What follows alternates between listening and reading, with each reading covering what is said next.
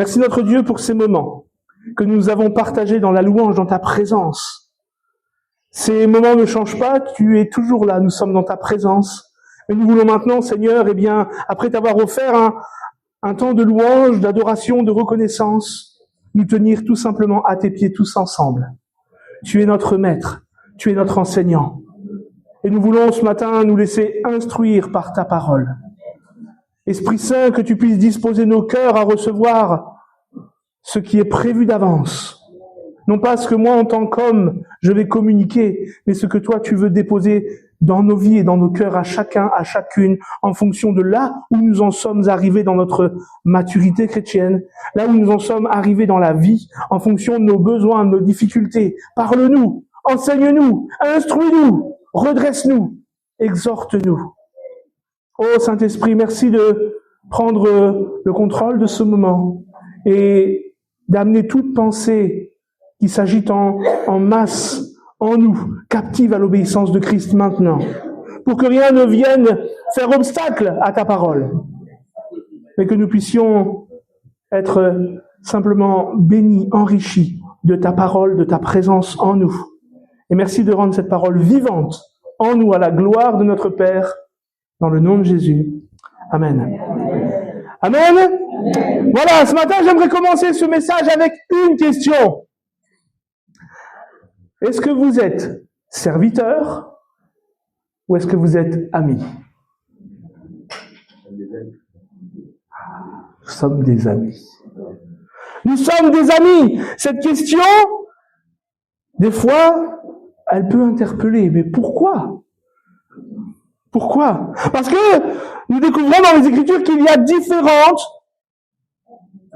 dimensions de notre foi et notre relation avec Dieu. Et en fonction de la dimension dans laquelle nous évoluons, il y aura un impact différent sur notre vie. Vous êtes d'accord avec moi? Si je suis en surface, les choses ne seront pas pareilles que si je suis en profondeur. Si vous nagez en surface et que soudainement la mer vienne à être chamboulée, agité par le vent, vous aussi vous allez être agité, chamboulé. Vous aussi vous allez devoir, affronter les difficultés que la mer rencontre face au vent. Mais si vous prenez un peu plus de profondeur, à la surface ça s'agite. Mais ça dépend de la profondeur dans laquelle nous nous trouvons. Si on s'enfonce qu'un tout petit peu, on continuera à être ballotté par les flots. Mais si on s'enfonce dans les profondeurs, on découvrira le calme. On découvrira des choses que nous ne voyons pas de la surface. Si on lève les yeux, on verra peut-être, des vagues, des rouleaux, on verra peut-être la houle. Mais nous serons dans le calme des profondeurs. Et il y a différentes dimensions dans notre vie chrétienne, dans notre foi. Et celle d'être serviteur ou ami en fait partie. Il y a des chrétiens, il y a des frères et des sœurs qui pensent qu'ils ne sont simplement que des serviteurs. Mais nous ne sommes pas que des serviteurs. Nous sommes appelés amis. Et la relation est totalement différente. Et ce matin, cette réflexion, je la veux pour que nous puissions nous poser la question sur notre relation personnelle. Regardez pas votre frère, votre sœur, ou pensez pas à votre frère, votre sœur. Pensez simplement à vous ce matin. Est-ce que je suis serviteur ou est-ce que je suis ami? Je veux que nous puissions nous poser cette question ce matin pour que nous puissions aller plus loin dans la relation avec notre Dieu. Que nous puissions entrer dans les profondeurs de cette présence qui nous est gracieusement offerte. Et il est dommage aujourd'hui que certains croyants se privent de la profondeur de la relation qu'ils peuvent avoir avec Dieu. Je trouve que c'est dommage de se contenter de vivre en surface quand on peut découvrir les beautés des profondeurs. C'est vrai que des fois la surface est belle. Je ne sais pas si vous êtes déjà allé sur une île au soleil, parce que je sais qu'ici il y a des îles bretonnes, je préfère le soleil. C'est beau aussi, hein, attention. Hein. Je suis pas en train de dire que c'est pas beau. Hein. Je vais me faire des ennemis sinon. Mais non, c'est beau, c'est beau. Mais j'ai vécu en Corse. Ah, c'est pas pour rien que ça s'appelle l'île de beauté. Hein. Je suis pas en train de la vendre, je suis pas corse, mais quand même c'est beau. Quand même c'est beau. Et j'avais la chance, c'était d'avoir la maison juste à 5 minutes de la plage. C'était formidable. Et j'allais très souvent nager à la mer. Et c'est beau de nager à la surface parce qu'on voit avec le soleil les reflets bleus de la mer. C'est beau, c'est magnifique, le décor est beau. Mais j'ai eu la chance aussi de pouvoir faire de la plongée. Et quand on plonge, on découvre des choses qu'on ne voit pas de la surface. Ah, c'est merveilleux. Et je trouve que c'est dommage que des croyants se contentent de nager à la surface quand ils peuvent nager dans les profondeurs. On ne doit pas se priver des profondeurs. Pourquoi est-ce qu'on ne va pas dans les profondeurs? Parce que peut-être qu'on ne comprend pas. Comment accéder dans les profondeurs? Vous connaissez sans doute ce texte, Ézéchiel 47, qui nous parle d'avancer dans les profondeurs de la présence de Dieu. C'est là qu'est la vie. Ésaïe 47, verset 1er, il est dit « Il me ramena vers la porte de la maison, et voici, de l'eau sortait sous le seuil de la maison à l'orient. Car la face de la maison était à l'orient. L'eau descendait sous le côté droit de la maison, au midi de l'autel. Il me conduisit par le chemin de la porte septentrionale, et il me fit faire le tour par dehors jusqu'à l'extérieur de la porte orientale, et voici, l'eau coulait du côté droit. Lorsque l'homme s'avança vers l'orient, il avait dans la main un cordeau, et il mesura 1000 coudées. Et il me fit traverser l'eau, et j'avais de l'eau jusqu'aux chevilles. Et il mesura encore 1000 coudées, et me fit traverser l'eau, et j'avais de l'eau jusqu'aux genoux. Il mesura encore 1000 coudées, et me fit traverser, et j'avais de l'eau jusqu'aux reins. Il mesura encore 1000 coudées. C'était un torrent que je ne pouvais traverser, car l'eau était si profonde qu'il fallait y nager. C'était un torrent qu'on ne pouvait traverser. Il me dit, « As-tu vu, fils de l'homme ?» Il me ramena au bord du torrent. C'est là la relation de profondeur que Dieu veut nous emmener à découvrir. Ce matin, est-ce que vous avez de l'eau jusqu'aux chevilles? Est-ce que vous avez de l'eau jusqu'aux genoux? Est-ce que vous avez de l'eau jusqu'aux reins? Oh, c'est déjà bien, je dirais. Parce que ça veut dire que vous êtes avancé un peu plus. Que vous avez manifesté votre confiance et votre foi dans le Seigneur un peu plus, que vous avez eu soif de découvrir un peu plus. Mais ne soyez pas effrayés de devoir nager dans sa présence. Ne soyez pas effrayés de perdre pied. Ne soyez pas effrayés de l'inconnu. Parce que la présence de Dieu sera toujours bonne. La grâce de Dieu est merveilleuse. Les plans de Dieu sont toujours parfaits. Mais c'est vrai que ça peut faire peur des fois de s'avancer en pleine zone. Mais il ne faut pas avoir peur. Parce que nous sommes appelés à être des hommes et des femmes de foi. Et c'est par la foi que nous pouvons rentrer dans cette dimension de profondeur spirituelle. Je crois que c'est la dimension à laquelle, et dans laquelle, le Seigneur nous attend tous. Le Seigneur ne nous attend pas au bord du torrent. Il nous attend là en plein milieu où on n'a pas pied. Alors ce matin, est-ce que vous avez de l'eau jusqu'aux chevilles, jusqu'aux genoux, jusqu'aux reins, ou est-ce que vous êtes submergé? C'est la relation de profondeur que Dieu veut pour chacun de nous, et elle est encore accessible ce matin. Et c'est une grâce, un privilège que nous avons de pouvoir vivre dans la plénitude du Saint-Esprit. Parce qu'au temps de la première alliance, cette grâce de pouvoir vivre dans la plénitude de l'Esprit n'était pas donnée à tous. Il fallait être prophète, il fallait être sacrificateur, grand prêtre, et encore pour eux, c'était une fois l'année quand ils devaient rentrer dans la présence de Dieu, le lieu très saint. Sinon, le reste du temps, c'était le lieu saint. C'était déjà bien, vous me direz. Ils avaient de l'eau jusqu'aux reins. Mais la profondeur, c'était une fois par an. Et ce matin, nous avons la chance, le privilège d'avoir le Saint-Esprit qui est là, en nous, à côté de nous. Et nous avons besoin de nous immerger dans sa présence. Et ça passe par une relation d'amitié avec notre Dieu. Nous ne sommes pas des serviteurs. Oui, nous sommes des serviteurs dans le sens où nous œuvrons pour lui. Mais nous ne sommes plus des serviteurs uniquement. Nous sommes des amis qui œuvront pour l'ami qui a changé leur vie.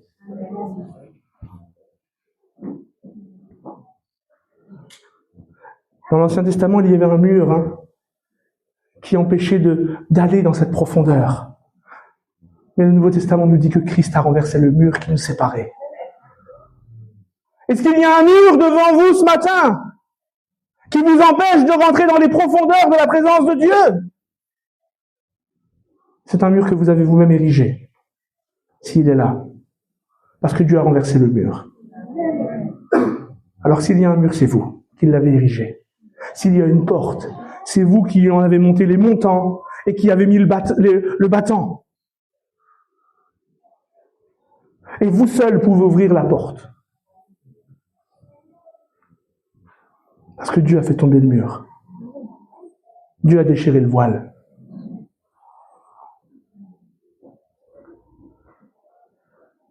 Pour appuyer mon propos sur le fait que nous ne sommes pas serviteurs uniquement, mais que nous sommes des amis, j'aimerais prendre avec vous un texte que vous connaissez sans doute dans l'évangile de Jean au chapitre 15, et à partir du verset 12. On connaît l'évangile de Jean. Vous savez que j'ai même prêché quelques fois sur l'évangile de Jean quand je suis venu vous voir. J'aime l'évangile de Jean. Je vais pas refaire toute mon introduction sur l'évangile de Jean, mais je l'aime particulièrement pour son unicité et les enseignements qu'il contient que les autres ne contiennent pas. Et dans Jean 15, on connaît tous le cep et les sarments. Mais c'est pas de ça dont je vais parler. Au verset 12, il est dit, c'est ici mon commandement. Aimez-vous les uns les autres comme je vous ai aimés. Il n'y a pas de plus grand amour que de donner sa vie pour ses amis. Vous êtes mes amis si vous faites ce que je vous commande. Je ne vous appelle plus serviteur, parce que le serviteur ne sait pas ce que fait son maître. Mais je vous ai appelé ami, parce que je vous ai fait connaître tout ce que j'ai appris de mon Père. Ce n'est pas vous qui m'avez choisi, mais c'est moi qui vous ai choisi. Et je vous ai établi, afin que vous alliez, que vous portiez du fruit et que votre fruit demeure, afin que ce que vous demanderez au Père en mon nom, il vous le donne. Ce que je vous commande, c'est de vous aimer les uns les autres. Amen. Différence entre amis et serviteurs, c'est important de bien comprendre. En termes bibliques, en termes de vie de croyant, qu'est-ce que ça signifie? Parce qu'il y a une différence qui n'est pas négligeable. Il n'y a pas de contradiction à voir dans le propos de Jésus qui dit « Je ne vous appelle plus serviteur » et Paul qui dit « Je suis serviteur de Jésus-Christ ». Il n'y a pas de contradiction. Paul dira même « Je suis pas simplement serviteur », mais il dira en grec « Je suis doulos », je suis l'esclave. Parce qu'autrefois, il était esclave du péché. Mais maintenant, il s'est rendu librement esclave de Christ pour le servir, lui, l'ami qui a changé sa vie.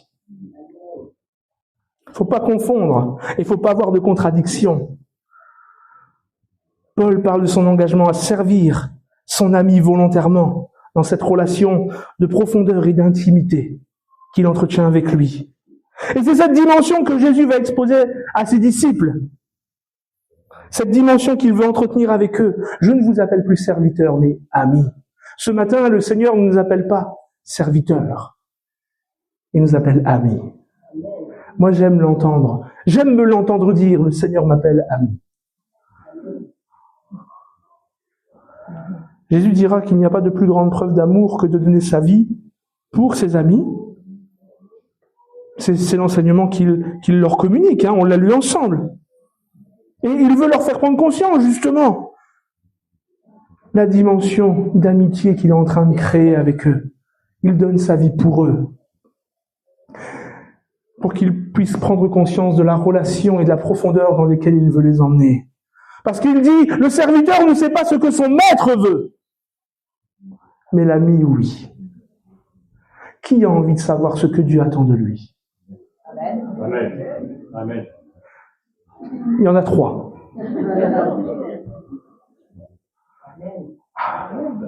4, ça va mieux.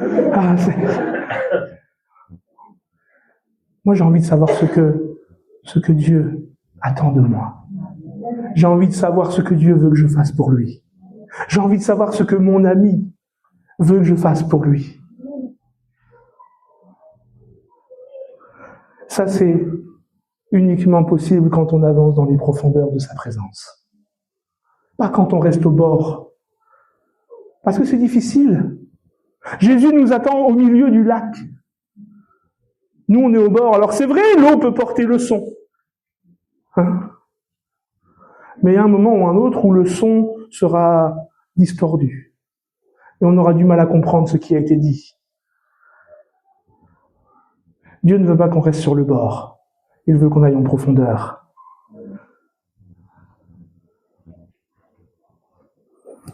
Vous savez qu'au temps de Jésus a été appelé rabbi, rabbin, maître. Il y avait des rabbins en foule.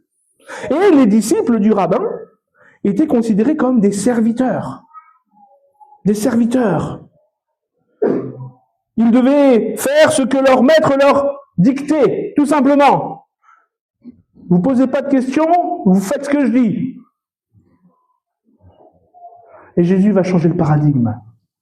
Je ne vous appelle plus serviteur, je vous appelle ami. Ce n'est plus simplement fait sans comprendre, mais je vais vous amener à comprendre tout ce que j'attends de vous.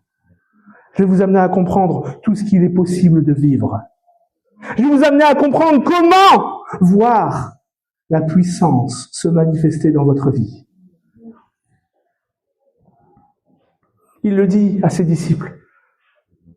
Le serviteur ne sait pas ce que fait son maître, mais moi je vous fais connaître tout ce que le Père m'a donné.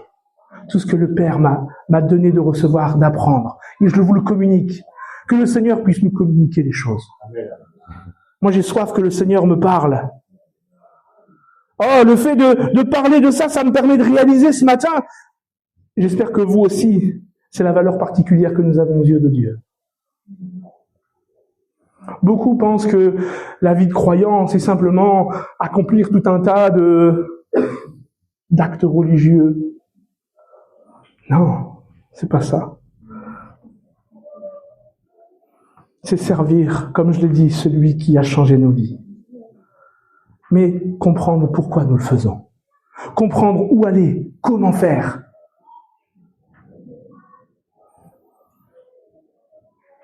S'il y a une chose qui doit rester dans ces premiers moments que nous venons de partager, c'est la différence essentielle qui réside entre serviteur, ami. Je ne suis plus serviteur ce matin. Je ne suis plus serviteur ce matin, je suis ami. Amen. Alors bien évidemment, je sers Dieu aussi bien que je peux. Et c'est ce qu'on doit tous faire. Mais nous servons celui qui a sauvé nos âmes. Amen. Nous servons celui qui nous appelle amis. Amen. On ne sert pas simplement un maître froid, distant. Mais on sert celui qui s'approche de nous. Amen.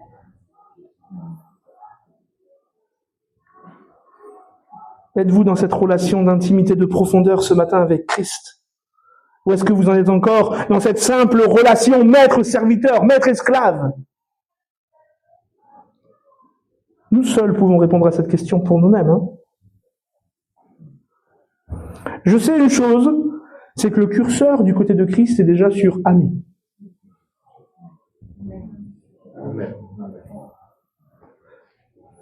Tout à l'heure, je parlais de l'Ancien Testament. Il n'y avait pas beaucoup de possibilités pour être dans les profondeurs. Mais dans l'Ancien Testament, rares sont ceux qui ont eu le titre d'ami. Là, c'est d'une main. Là, c'est d'une main pour les compter.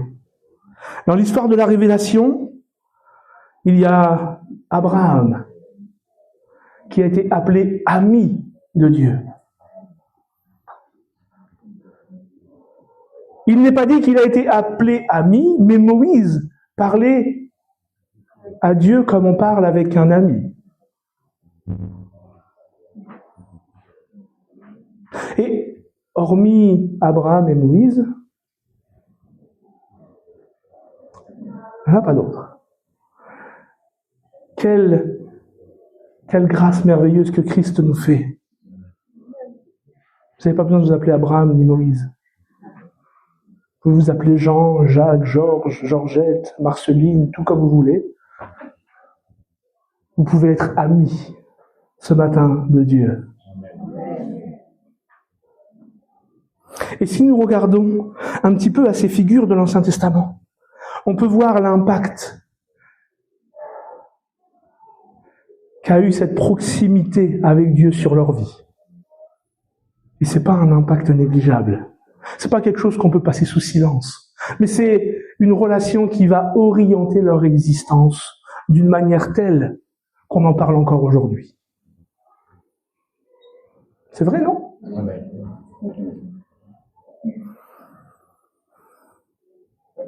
Alors, je suis pas en train de dire, rentrons dans cette profondeur, dans cette relation d'amitié profonde avec Christ, pour qu'on parle de nous dans 100 ans, si le Seigneur tarde à revenir. C'est pas ça dont je suis en train de parler. Mais c'est ne nous privons pas de ce cadeau divin, de la présence de Dieu, dans sa profondeur.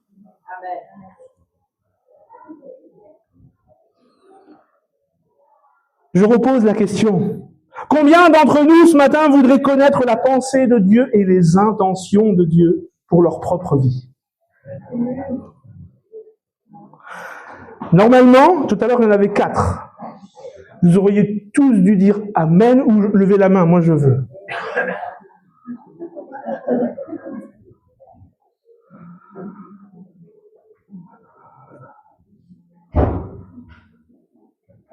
Vous savez, dans l'Ancien Testament, 2 sont appelés amis, ou en tout cas ont la notion d'amitié avec Dieu.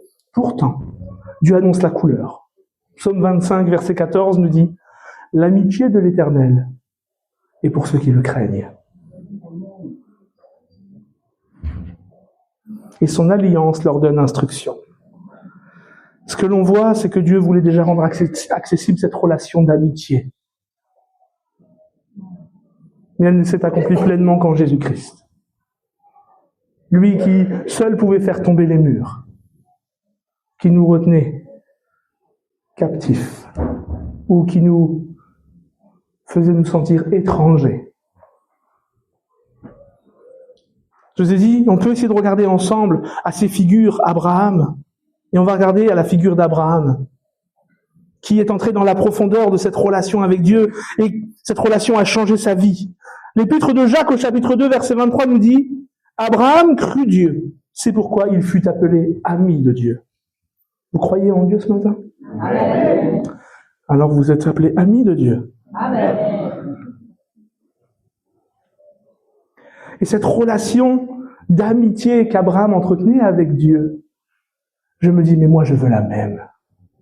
Si vous connaissez les Saintes Écritures, si vous connaissez le livre de la Genèse, si vous avez lu le livre de la Genèse, vous savez qu'à un moment précis de l'histoire d'Abraham, dans le chapitre 18, Dieu dit « Cacherai-je à Abraham ce que je vais faire ?» Cacherai-je à Abraham ce que je vais faire? Ce matin, réalisons que Dieu ne veut pas nous cacher les choses, mais qu'il veut nous les révéler. Dieu veut nous révéler les choses. Dieu veut nous faire connaître les directions à prendre, les actions à poser, les combats à mener, les portes à ouvrir et celles à laisser fermer. Moi, j'ai envie de connaître ce que Dieu veut faire. Et c'est possible dans cette relation d'amitié. Pas dans la relation de serviteur. Parce que le serviteur ne sait pas ce que son maître veut. Mais l'ami, oui. Et Abraham, il n'a même pas eu besoin de demander à Dieu, Seigneur, qu'est-ce que je dois faire? C'est Dieu qui a dit, est-ce que je vais cacher à mon serviteur Abraham, à mon ami Abraham, ce que je veux faire?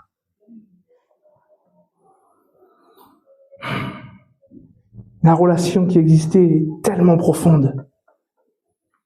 Dieu va révéler à Abraham ce qu'il compte faire contre Sodome et Gomorrhe. Et c'est ce qui va pousser Abraham à prendre conscience qu'à Sodome et Gomorrhe, Et il y a notamment son neveu. Abraham va prier pour les justes, mais Dieu savait qu'il n'y en avait pas de justes, sauf Lot. Lot, c'était un croyant. Lot, c'était un croyant, hein, avec ses défauts, comme nous.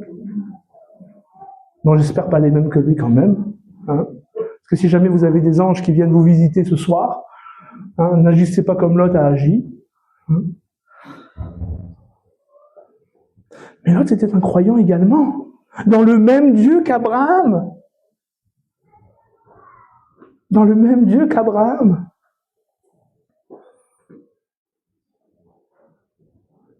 Mais Abraham va être averti de ce qui va se passer contre Sodome et Gomorrhe, alors que Lot n'en sait rien. Pourquoi ? Parce qu'il y a une différence de relation. Est-ce que vous êtes plutôt croyant hashtag Team Lot ou hashtag Team Abraham?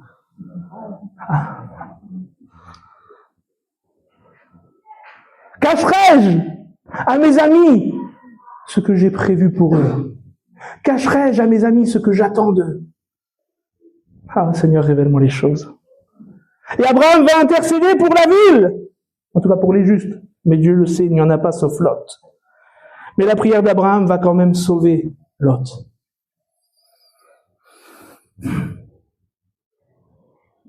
Abraham a connaissance du plan de Dieu, de la volonté de Dieu. Quand Lot n'en a aucune idée.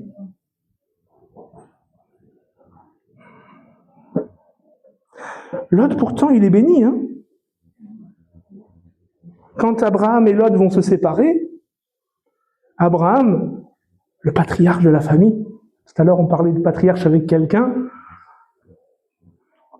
le patriarche de la famille va laisser aux plus jeunes le choix. Alors que normalement, il aurait dû dire, hé gamin, moi je vais là-bas, et toi tu vas là-bas. Hein? Non, il lui a laissé le choix. Et Lot, il a choisi les plaines de Sodome et Gomorrhe, qui étaient comme un jardin d'Éden. L'abondance. Il était béni dans sa vie de croyant. Et peut-être que ce matin, vous êtes béni des biens matériels, des biens que propose la société.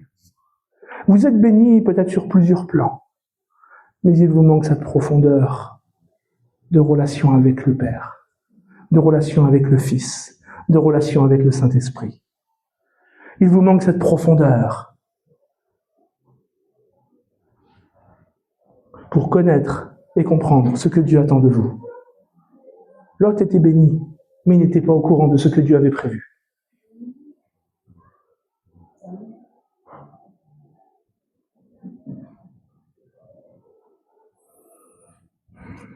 Moi, je veux la profondeur d'Abraham,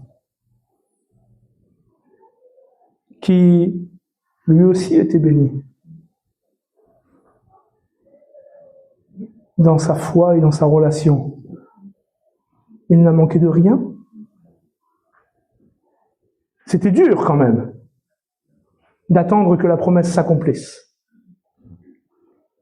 C'était dur. Il lui a fallu 25 ans pour voir l'accomplissement de la promesse. 25 ans, c'est pas rien. Hein. 25 ans de patience, de persévérance, de résilience, à rester attaché à une parole. Tu deviendras père. Et on sait qu'il a cru contre toute espérance. Il a espéré contre toute espérance. Il crut, nous dit l'Épître aux Romains. Hein. Et c'est ce qui lui a permis de voir la bénédiction s'accomplir. Mais pourquoi ? Parce qu'il était dans cette relation profonde d'intimité avec Dieu.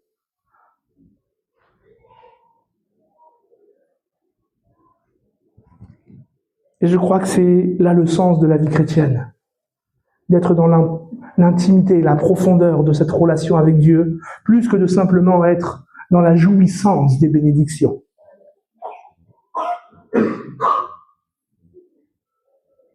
Parce que oui, être béni, c'est une bonne chose. D'ailleurs, c'est ce que veut dire bénédiction. Mais il y a plus que cela. Il y a plus à vivre que obtenir des bénédictions. Il y a développé cette relation d'amitié profonde avec notre Sauveur, notre Seigneur, pour pouvoir mener une vie dirigée par sa volonté. Alors, je passerai ce matin sur la vie de Moïse, comment Dieu a impacté sa vie, comment cette relation a dirigé ses pas. Mais j'aimerais regarder avec vous dans une figure du Nouveau Testament rapidement, pour terminer. Accordez-moi encore 2 minutes, je sais que j'ai pris du temps, mais dans le livre des Actes, au chapitre 16, Paul, vous connaissez tous Paul. Paul était entré, lui aussi, je le crois, dans cette relation, au point de connaître la pensée et la volonté de Dieu pour sa vie. Paul, avec ses compagnons de voyage, d'œuvre, de combat, était en train de porter la bonne nouvelle partout, d'évangéliser. Mais au chapitre 16, verset 6, il est dit, ayant été empêché par le Saint-Esprit d'annoncer la parole dans l'Asie, ils traversèrent alors la Phrygie et le pays de la Galatie. Arrivés près de la Mysie, ils se disposaient à entrer en Bithynie. Mais l'Esprit de Jésus ne leur permit pas. Ils franchirent alors la Mysie et descendirent à Troas. Pendant la nuit, Paul eut une vision, un Macédonien lui apparut et lui fit cette prière, « Passe en Macédoine et secours-nous. » Après cette vision de Paul, nous cherchâmes aussitôt à nous rendre en Macédoine, concluant que le Seigneur nous appelait à y annoncer la bonne nouvelle. Paul a pris conscience, il a compris que Dieu ne voulait pas qu'ils aillent en Asie. Pourtant, c'était pour y prêcher la bonne nouvelle. Mais dans la relation qu'ils entretenaient, il avait cette sensibilité à la voix de Dieu. Et Dieu, considérant Paul comme son ami, lui a fait connaître que ce n'était pas la direction qu'il attendait pour lui. Il lui a fait comprendre que ce n'était pas là qu'il le voulait, mais que c'était en Macédoine. Et Dieu veut nous faire comprendre les directions, les choses qu'il attend de nous. Moi, je veux entrer dans cette dimension, cette relation de profondeur, d'intimité, pour que Jésus me révèle les choses que Dieu attend de moi en retour. Amen. Sans me soucier de quoi que ce soit, parce que je sais une chose, c'est que l'Éternel a des projets de paix, non de malheur. Amen. D'ailleurs, c'est ce que dit Jérémie, chapitre 29. Je connais les projets, c'est clair, c'est dans un contexte précis, c'est pour Israël. Mais ce qui est vrai pour Israël est aussi vrai pour nous. Les projets de Dieu ne sont pas mauvais pour moi, ne sont pas mauvais pour vous. Ils sont bons. Et ce sont des projets de paix et non de malheur. Amen. Et comme Paul le dira aux Romains, la volonté de Dieu est bonne, agréable et parfaite. Donc j'ai pas à me soucier de ce que va être demain. Mais je veux connaître, Seigneur, ce que tu attends de moi pour demain. J'ai pas à me soucier.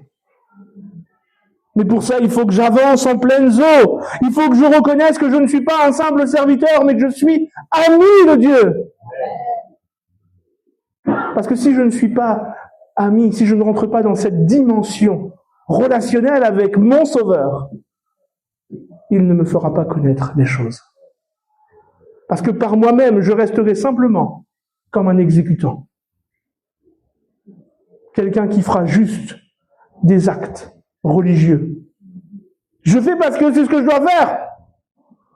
Tout le monde fait ça, alors je dois le faire. Non, Seigneur, révèle-moi les choses. Révèle-moi les choses. Emmène-moi dans les profondeurs de ta présence.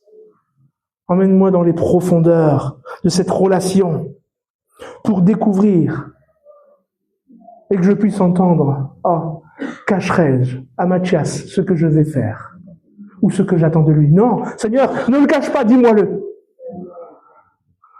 Paul dira que l'amour de Dieu, la grâce de Christ et les communications du Saint-Esprit soient avec vous, soient votre partage nous devons apprendre à communiquer avec notre ami. Nous devons apprendre à communiquer avec notre ami pour qu'il puisse communiquer. On ne doit pas simplement prier. On doit aussi lui laisser le temps de nous parler, de nous révéler les choses. Amen. Je m'arrête ici parce que je vois que le temps est passé. Mais que le Seigneur nous emmène plus loin. Que ce matin, les pensées où je suis simplement un serviteur puissent tomber. Et que nous puissions rentrer dans cette dimension. Je suis ami de mon Sauveur. Et je ne suis pas qu'un simple serviteur de Jésus-Christ. Je sers de tout cœur l'ami qui a changé ma vie. Et je veux qu'il dise ce qu'il attend de moi. Je veux qu'il me donne les directions à prendre. Ce matin, que nous puissions prendre ce temps, quelques secondes de prière, de manière très personnelle. Nous savons chacun pour notre part où nous en sommes, serviteurs ou amis. Mais que nous puissions tous sortir de ce lieu en étant encouragés à devenir des amis si nous ne le sommes pas. Je te prie, mon Dieu, ce matin de bénir mes bien-aimés, mes frères, mes sœurs, dans la foi. Et par ta présence, ô Esprit Saint, c'est de venir faire tomber peut-être les barrières, les murs que nous nous sommes érigés nous-mêmes et qui nous empêchent de faire ce pas d'aller un peu plus profond chaque jour dans ta présence, d'entrer un peu plus profondément dans cette relation d'intimité, d'amitié avec toi. Seigneur, oui, que nous puissions perdre pied dans ta présence, sachant que ta présence est toujours bonne. Seigneur, que nous puissions être dans les profondeurs de ta présence pour que, tout comme tu as pu le dire pour Abraham, cacherai-je, que tu puisses nous faire connaître tes intentions. Que tu puisses nous faire connaître tes intentions pour nous, mais aussi pour ceux qui nous entourent, nos familles, nos voisins, nos collègues, nos amis. Parce que quand tu as révélé à Abraham ce que tu allais faire, il a été, saisi par ce que tu lui as révélé. Et il a prié pour cette ville, pour ceux qui lui entouraient. C'est vrai qu'il y avait son neveu, mais il a prié d'abord pour la ville. S'il y a, Seigneur, autant de justes, les feras-tu périr avec les injustes? Seigneur, la révélation de ce que tu as prévu pour nous, dans cette relation d'amitié et d'intimité profonde, c'est pas simplement pour nous seuls, mais c'est pour que nous puissions devenir une bénédiction pour les autres aussi. Alors ce matin, Seigneur, pour celui ou celle qui a peut-être peur de quitter le bord du torrent, que tu puisses lui montrer que ta main est tendue pour le rattraper quand il perdra pied, pour lui montrer qu'il ne craint rien, mais que c'est le moyen par lequel il pourra entendre ta voix distinctement. Et quand bien même des fois les flots s'agiteraient, Seigneur, dans les profondeurs de ta présence, nous pouvons retrouver le calme. Nous pouvons retrouver la tranquillité, le repos de l'âme. Oh Seigneur, merci de bénir chacun et chacune d'entre nous ce matin, de parler à nos cœurs, de déposer sur nos cœurs cette parole et de la rendre vivante par ton esprit. Et qu'en sortant de cette maison de prière ce matin, nous ne ressortions pas stériles, mais que nous puissions ressortir chacun, chacune pour notre part avec ce que tu as prévu, mon Dieu, pour nous emmener plus loin, à la gloire de ton nom. Amen. Amen.